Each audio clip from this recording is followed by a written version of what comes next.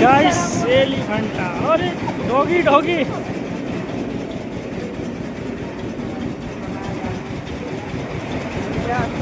यह ट्रेन ले जाएगी एलिफेंटा के पहाड़ के ऊपर।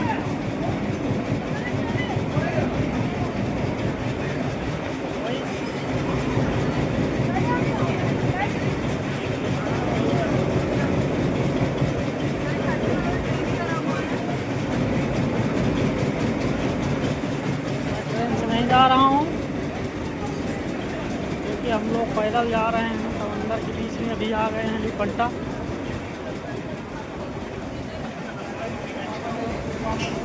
फ्री ट्रेन टिकट 18 रुपये ट्रेन टिकट।